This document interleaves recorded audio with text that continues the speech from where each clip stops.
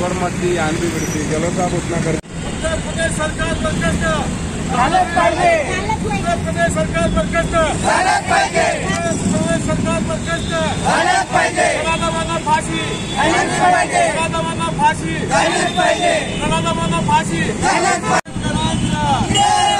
Doctor Babasaheb आंबेडकरांच्या doctor Babasaheb आंबेडकरांच्या मोदी मुर्दाबाद, नरेंद्र मोदी मुर्दाबाद, योगी सरकार मुर्दाबाद, योगी सरकार मुर्दाबाद, नरेंद्र मोदी मुर्दाबाद, नरेंद्र मोदी मुर्दाबाद, नरेंद्र मोदी मुर्दाबाद, नरेंद्र मोदी मुर्दाबाद, योगी सरकार मुर्दाबाद. योगी सरकार भीम भगवान की डॉक्टर बाबासाहेब आंबेडकरांच्या योगी सरकार योगी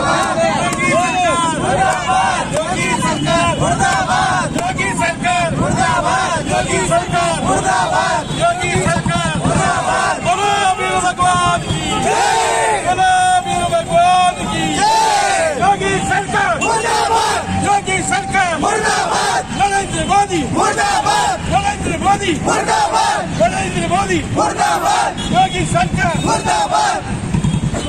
रिपब्लिकन पार्टी ऑफ इंडियाचा रिपब्लिकन पार्टी ऑफ इंडियाचा डॉक्टर बाबासाहेब आंबेडकरांचा योगी सरकार मुर्दाबाद, योगी सरकार मुर्दाबाद, रिपब्लिकन पार्टी ऑफ इंडियाचा रिपब्लिकन पार्टी ऑफ इंडियाचा नरेंद्र मोदी मुर्दाबाद, नरेंद्र मोदी मुर्दाबाद, योगी सरकार मुर्दाबाद, योगी सरकार मुर्दाबाद. डॉक्टर प्रदेशमध्ये खरं तर या ठिकाणी मी उत्तर प्रदेश म्हणणारच नाही, बलात्कारी प्रदेश.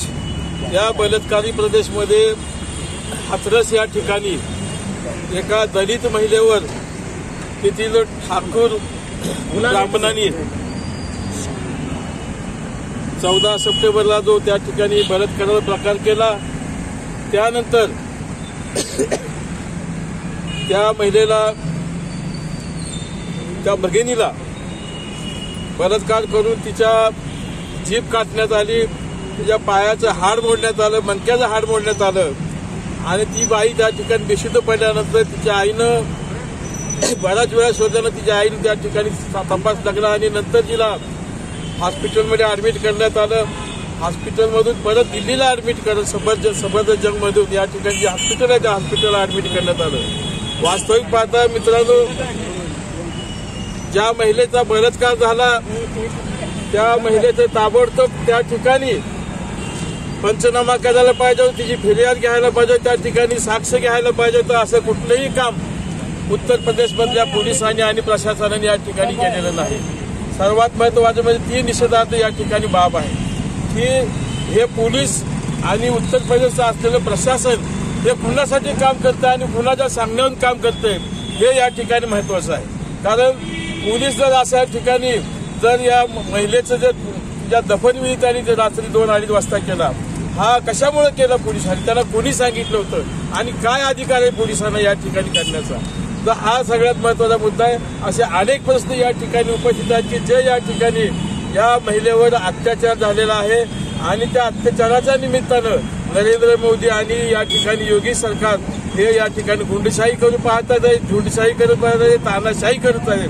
तेव्हा अशा या तानाशाहीचा या ठिकाणी रिपब्लिकन पार्टी ऑफ इंडियाच्या वतीनं आम्ही निषेध करीत आहोत आणि हे सरकार या ठिकाणी योगी सरकार बरखास्त झालं पाहिजे, त्या ठिकाणी राष्ट्रपती राजवट आणली पाहिजे आणि योगी सरकारनं दबाव आणल्यानंतर जी काही सीबीआयची या ठिकाणी घोषणा केलेली आहे, सीबीआयच्या माध्यमातून आम्ही या ठिकाणी त्यांना न्याय देण्याचा प्रयत्न करून जी घोषणा केलेली आहे, सीबीआय वगैरे काही नाही. सीबीआय, SIT सर्व ज्या ज्या संस्था आहेत त्या सर्व संस्था मोदीच्या हातचं बाहुलं आहेत. त्यामुळे त्यांच्यावर आमचा विश्वास नाही. ते CID मार्फत करू दे, CBI मार्फत करू दे, NCD मार्फत करू दे, कशाच्या मार्फत करू दे, परंतु त्यांचा आमचा या ठिकाणी त्यांच्यावर आमचा विश्वास नाही.